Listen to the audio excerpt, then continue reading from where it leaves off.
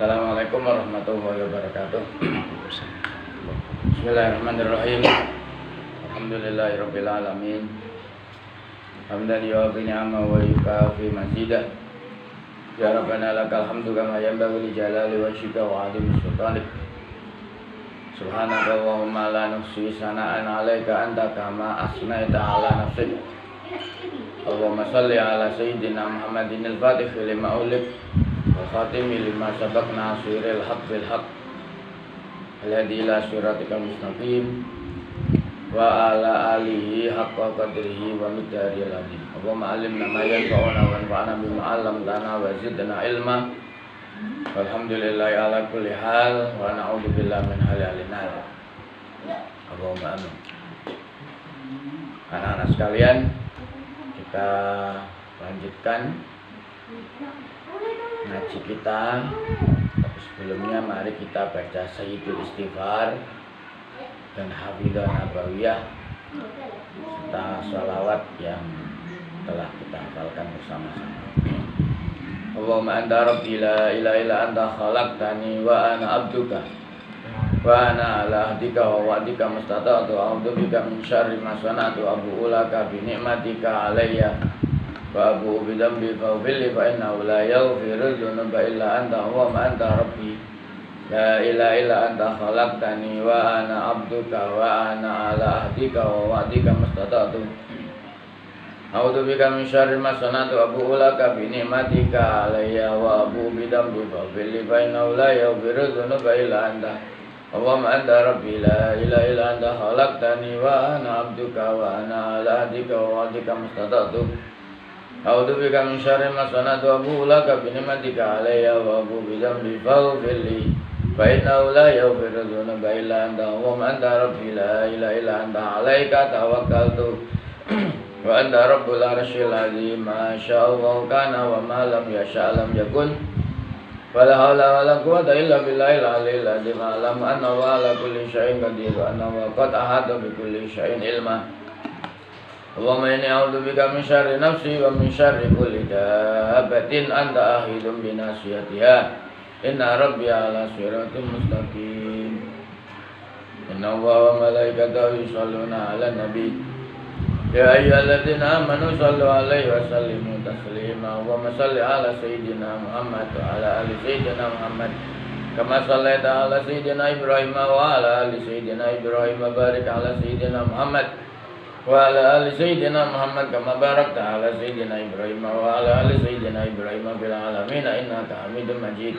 Allahumma shalli 'ala sayyidina Muhammad wa 'ala ali sayyidina Muhammad kama shallaita 'ala sayyidina Ibrahim wa ala ali sayyidina Ibrahim. Barik ala sayyidina Muhammad wa ala ali sayyidina Muhammad kama barakta ala sayyidina Ibrahim wa ala ali sayyidina Ibrahim fil alamin innaka Hamidum Majid. Allahumma shalli ala sayyidina Muhammad wa ala ali sayyidina Muhammad kama shallaita ala sayyidina Ibrahim wa ala ali sayyidina Ibrahim wa barik ala sayyidina Muhammad wa ala ali sayyidina Muhammad kama barakta ala sayyidina Ibrahim wa ala ali sayyidina Ibrahim fil alamin innaka Hamidum Majid. Allahumma anzil al-maqdal muqarrab indaka yaumal qiyamah.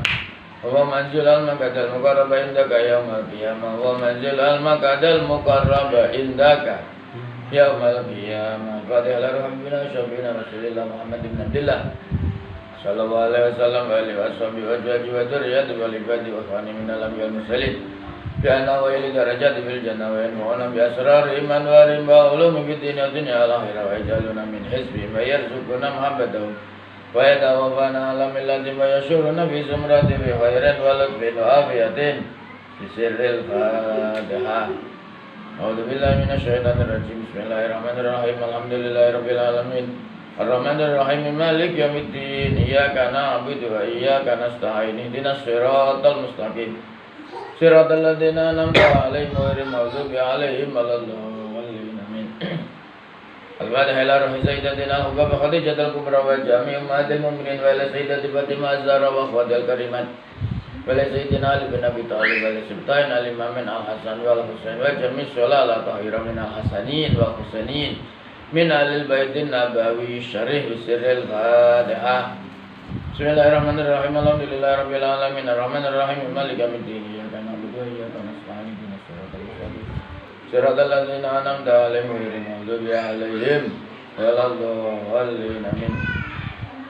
Al-Fatihah bil qabul wa tamam min kulli syarrin mamlu salah syandairan wa dinan fi din wa dunya wal akhirati bi'atan li kulli syarrin jalibatan li kulli khairin wa li walidina wa ladina talamidina tilmidatina wa ahbabina wa ashabina wa masyayikhina bid-din Malubi wala biya wala niyadiyana wa ina wirukulubana wa qawalibana maluda wa tuqa wa la qawalina wal mauda ala dini lissalam aliman bila mihnatin wa alam dihadi haqi sayyidi wa ala jadinan wa likulli niyatin salihah wa ila hadratin nabiyil mustafa Muhammadin sallallahu alaihi wasallam bisirril Fatihah.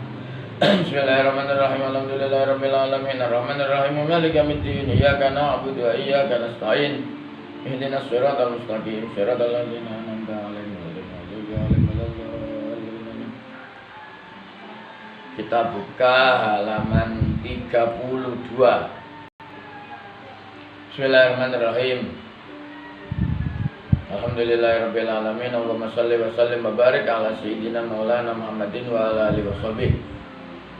Wala Rasulullah sallallahu alaihi wa alihi wasallam haqqu kabiril ikhwati ala sawirihim ka haqqil walidi ala waladi. Haqqu kabiril ikhwati utawi hake dulur tuwa kakak utawa mbak ala sawiri ing ngatasé dulur nom ing ngatasé cili-cili al ikhwah yani dulur nom iku ka haqqil walidi kaya hake wong tuwa ala waladi ing atase anake al-walid. Artinya anak punya kewajiban hormat kepada orang tua. Begitu pula saudara muda punya kewajiban untuk menghormat kepada saudara tua. Atau bisa dibalik, haknya saudara tua yang harus dijalankan oleh saudara muda itu seperti haknya orang tua yang harus dijalankan oleh anak. Artinya kita sesama saudara harus saling menghormati, terutama adik kepada kakak. Hal ini bisa kita lihat di perguruan silat namanya. Tuh, yang junior hormat betul kepada yang senior. Pokoknya kita sesama saudara harus saling menghormati, terutama adik kepada kakaknya. Qala Rasulullah sallallahu alaihi wasallam al-hiddatu ta'tarif ya rahmati. Al-hiddatu tawi keras atau marah iku tak tari menimpa al-hiddah khiar ummati ing umat-umat ingsun kang pilihan. Artinya orang-orang pilihan itu kadang-kadang juga tertimpa atau mempunyai sifat keras atau mempunyai sifat marah karena Allah Subhanahu wa taala. Jangan diartikan orang-orang pilihan itu selalu lemah lembut tanpa ada marah, tanpa ada keras, itu bukan. Kita ambil contoh Nabi Nuh di Al-Quran sampai doa kepada Allah, Rabbi la tadhar alal ardi minal kafirina dayyara. Setelah 950 tahun berjuang mengajak umat, tapi yang didapat hanya ejekan-ejekan, maka beliau berdoa kepada Allah, Rabbi la tadhar alal ardi minal kafirina dayyara. Ya Allah, habiskan orang-orang kafir yang ada di permukaan bumi. Itu artinya Nabi Nuh yang nabi pilihan, yang kita ketahui termasuk Nabi Ulul Azmi, juga ada rasa marah karena Allah Subhanahu wa taala. Artinya kita boleh marah tapi karena Allah. Dengan artian kalau ada aturannya Allah yang dilanggar maka kita harus marah. Umpama anak kita tidak sholat ya harus kita marahi. Anak kita melanggar aturan juga harus kita marahi karena dia melanggar aturannya Allah Subhanahu wa taala. Itu artinya al-hiddah ta'tarif ziyarah umat. Qala Rasulullah sallallahu alaihi wasallam al-hasadu yusidul imana kama yusal. Al-hasadu awi dengki iku yusidu ngrusak apa al-hasad al-ing amal soleh. Al-iman bermakna amal soleh. Kama yusidu kaya oleh ngrusak apa sibru wowohan buah-buahan kang pahit rasane al-asala ing mati. Amal soleh yang berbuah pahala itu bisa rusak. Di antara perkara-perkara yang bisa merusak pahala yang diakibatkan dari amal soleh adalah hasad. Hasad itu sifatnya. Kalau hasud itu orangnya. Seseorang pasti diberi sifat hasad oleh Allah Subhanahu wa taala. Hanya dia bisa mengendalikan hasad tersebut apa tidak. Jika di Al-Qur'an wa min syarri hasidin idza hasad.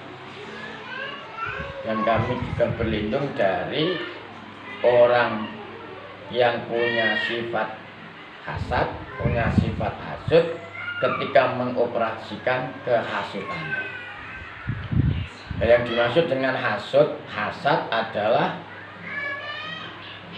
menginginkan nikmatnya orang lain itu hilang, baik itu pindah kepada dirinya atau untuk orang lain.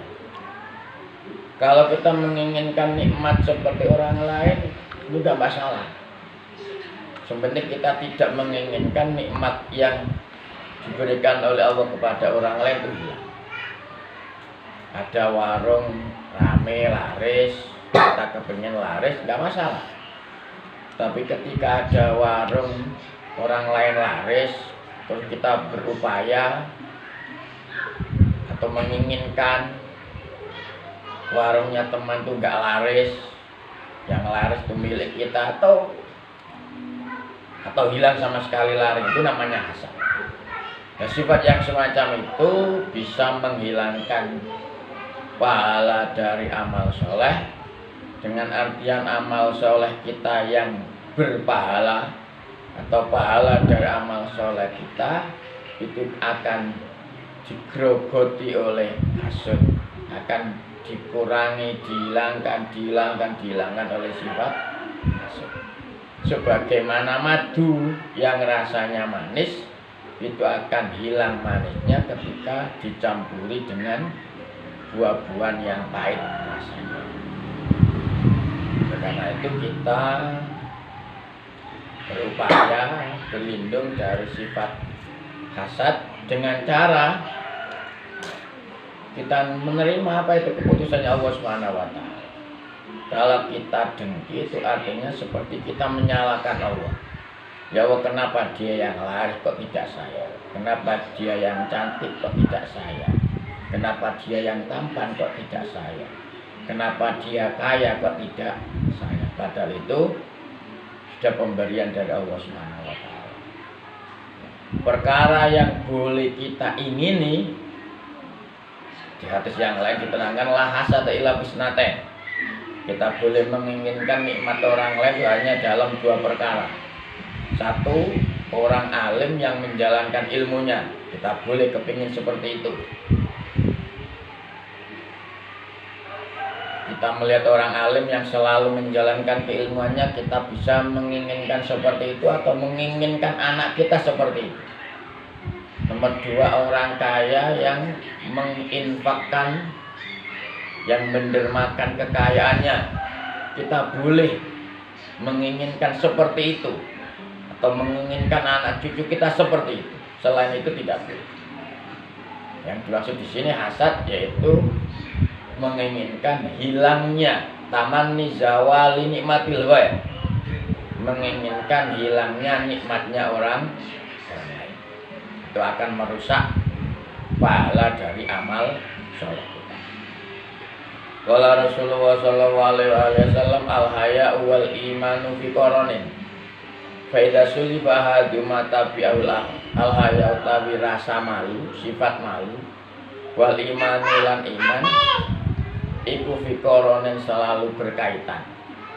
Fa idza suliba nalikane diambil, nalikane diangkat apa ahaduma salah sijin al-haya wal iman, tapi au mongko mengikut hu ing ahaduma apa al-akharu sing siji.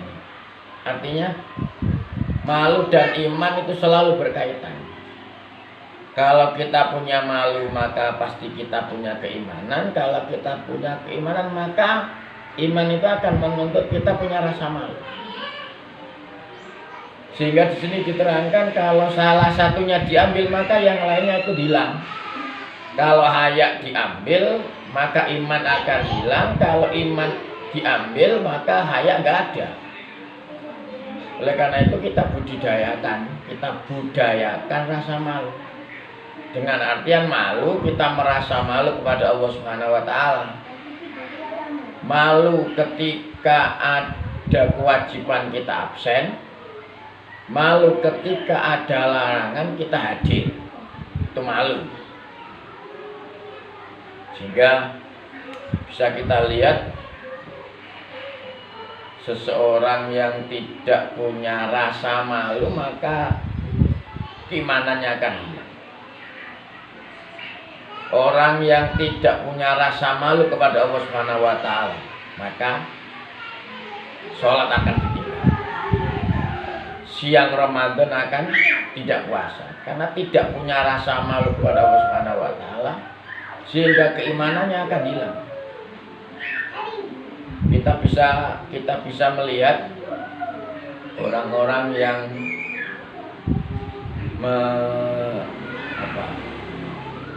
membuka auratnya dengan seenaknya. Lama kelamaan khawatirkan akan hilangnya iman. Karena itu dengan kita punya rasa malu kepada Allah Subhanahu wa taala, maka keimanan kita bisa bertambah. Paling tidak mari kita malu kepada Allah Subhanahu wa taala. Segala sesuatu difasilitasi oleh Allah Subhanahu wa taala.